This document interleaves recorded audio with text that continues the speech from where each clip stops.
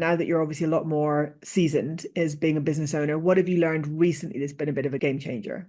I have learned that anyone can be a leader, but you have to really be humble enough to learn how to do it. You need to lead yourself, but then if you're going to go lead others, you really need to become persuasive. You need to be an influencer. You need to care about people so much. I am here delighted to welcome Lindsay Pikowitz, who has come to us from the Fitness Project, and she's been using YouCanBookMe for quite a few years now. And I'm absolutely delighted that she's agreed to come and talk to us about her business. Welcome, Lindsay. Hello, Bridget. Thank you so much for having me. Tell me a little bit about what you do. Tell me about the Fitness Project. The Fitness Project was really the brainchild of my husband and I after we had been in the fitness industry for quite a few years. We were both bodybuilders when we first got into fitness. Both of us had a pretty substantial weight loss journey that we had originally gone on. Ended up competing in the bodybuilding world, ended up fully immersed. We lived in Venice, California, the whole 9 yards, training around Arnold Schwarzenegger, things like that. And we ended up falling into this opportunity that was so unique. We had connected with a client who really wanted us to work with his brother. And his brother was a very successful entrepreneur in Dallas, Texas. He had read Living with a Seal. Is this like a Navy SEAL? Is that the point? Yes, Right. yes. It was Navy SEAL. And he was Jesse Itzler's a serial entrepreneur who hired a Navy SEAL to come live with him and really challenge him for 30 days. And he handed this book over when we met him through our client to my husband. And at the time, he said, I'd really love to have somebody come do this for me. And we were young. We were like 22 and 23. And we were like, we could do that. Like, we could build a product around that. We could do that. And so we built a proposal and we sent it his way. We said, hey, we'll come in for 30 days. We'll cook for you. We'll do the whole 9 yards. I'll train your wife. Brian can train you. We can make it a whole family ordeal. We put together this package and he went for it. So we worked with him and his family. We flew out from California to Texas. We lived with them for a full month in their house, trained them, cooked for them, did the whole 9 yards, taught them about living a healthy life. And in that experience, we really learned that the fitness industry is really not applicable to real business people or leaders. And that was where we started to say, we should teach this differently. And we really started to change our mindset around coaching leaders, which is really what we do now at the Fitness Project. We basically build fit and healthy leaders. That's our focus is and mission is to really help the leaders of the world build a fit and healthy lifestyle. What keeps you up at night now about your business and how you're growing? I think that at this stage, it's just really trying to make sure that everyone becomes a raving fan, which is almost an impossible goal, right? But I want every single person to be so over the moon, proud of themselves, awake, alive, energized, feeling so supported by the community or their coach or their experience that's really what keeps me up. I want to make them a raving fan from that first interaction. And then I want them to get all the way to the point where they're like, my entire life is different. Everything has changed. My relationship with food has changed. My marriage is better. My relationship with my kids are starting to work out because they see me working out. Like I love seeing that, and the business growth too. Like seeing my business has doubled. I've changed careers because I figured out this wasn't in alignment with my values. Like seeing those types of transformations inside and out, and then seeing the ripple. It's like, I want that for every person. So that's what it's like. How could we deliver this better? What are the problems we're not solving? It's always thinking about how I could produce more raving fans. So if you could do anything again, start from the beginning, what would you do? I would probably have started with a higher ticket product, actually, because the first year we made very little money, which is okay. We had our own coaching businesses that we tried to merge and or like let die. But I think that I would have started with a higher ticket product of like, let's go luxury. Let's give people everything that they could possibly need.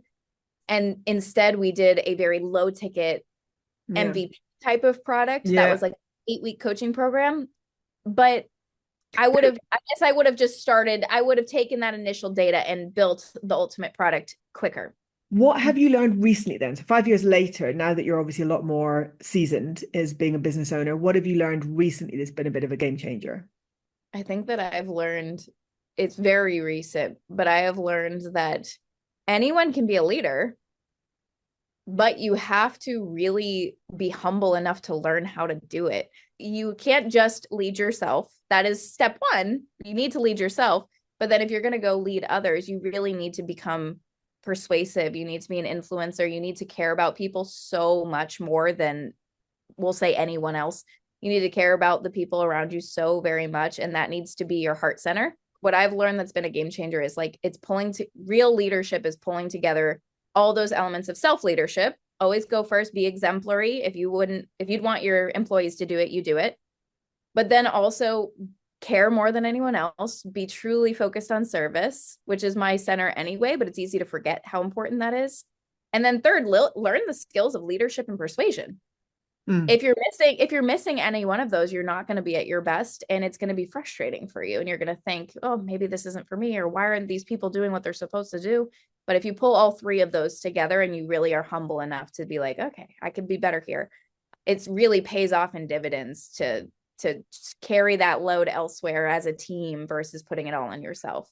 We have a section of our interviews called inheritance stack, which is, what's the stack of tools did you inherit when people said, oh, you're starting a business, Lindsay, you need to use this tool, it's really good, versus 5 years later, if I was starting a business tomorrow, what tool would you tell me I really need to use? I inherited Kartra. Kartra does landing pages and emails. It's a simplified version of ClickFunnels, simplified version of Go High Level. Starting with that was very helpful. I started with MailChimp and then moved to Kartra. Kartra was much better. I think that I like it because with some of the other softwares, it looks so clunky when you put together a landing page. And this one requires a very low-level skill set on design to actually make it look good. And it doesn't require much coding, but you can use coding if you want. So that is a very easy way to whip up a lead magnet, a landing page, like even linking to your booking link, things like that. Kartra was a great one. And then I inherited, I don't know where I inherited it, but I inherited Asana and then YouCanBookMe. Those were my big three that I inherited that were all I needed, because there was plenty more software people suggest, but that's all I needed to get started. Are there any tools or processes that you don't like? At first it was Asana, like our project management tool. I've come back to see that it's useful. But sometimes I wish that you could easily just communicate to each other, and then it automatically populates in your calendar or something like, hey, I need you to get this done by Monday, instead of having to go to another software, schedule another task, assign it to somebody. I wish that project management and Slack were more integrated into each other somehow. What drives growth for you and your company? Two things: marketing and then appointment setters that are actually great at what they do. We have a Facebook funnel that we run, and that's really our primary right now. It's very simple. Like we have Facebook ads where we're inviting people to a free community where my husband and I just pour into. Like we create so much content for them, always just trying to offer like the key problems solved, right? For those, whether it's the mindset, the habits, or the strategy side of things, we're always trying to just teach. Like if somebody wants to be fit, we want them to be able to go to that page and actually go do it. We just try to pour as much into them as they can. And if they get stuck with the integration or implementation, they can come to us. So it's really, that's the mindset around the content creation. But then the appointment setters that we have, they're really just great people who value fitness and have sales background and understand that if you have a need that we can serve, we're going to talk to you and we're going to see what we can do. And if we can't help you, we're going to love on you. So they have the same values, and they take those people in the Facebook group, they nurture and connect, and then they either just give them value or they book them on a call with us. We're going to finish this section with a few quick fire questions, Lindsay. Okay. So you haven't got much time to think. Would you rather throw out your phone or your laptop? My phone. Would you rather get a new customer or double your sales to an existing customer? Double my sales. Everybody says that. Tell me about why you say that. It is less expensive to have a current client continue, but the deepening of that relationship is just phenomenal. It's such a fulfilling experience. Would you rather speak at a huge conference, let's say like it's a fitness trade show type thing? Would you rather speak at a conference like that or make a new sale, get a new client? Speak. Tell me about that. Why? It's something I feel very called to do. And I think that when I speak, for whatever reason, whatever gifts are placed in me, it sinks in for people. And even if they don't work with us, they change. Would you rather work with a team of experts or passionate learners? At this stage, a team of experts. Hardest question now, Lindsay. Would you rather be known for product quality or customer service? The cheat is I feel they go hand in hand. Mm. Our service is our product is our service. And once people get in the door and they see what it's really like to have someone who's just so deeply in your corner and wants the best for you, I think that they go hand in hand. Thank you so much for teaching me about how you and Brian have been running your business for the last 5 years. I've learned loads. I feel very inspired. I think all business owners should, take a leaf out of your book and understand the bigger picture around their health and their fitness and their happiness and their business. But Lindsay, it's been a pleasure. Thank you so much. You are welcome. Thanks for having me.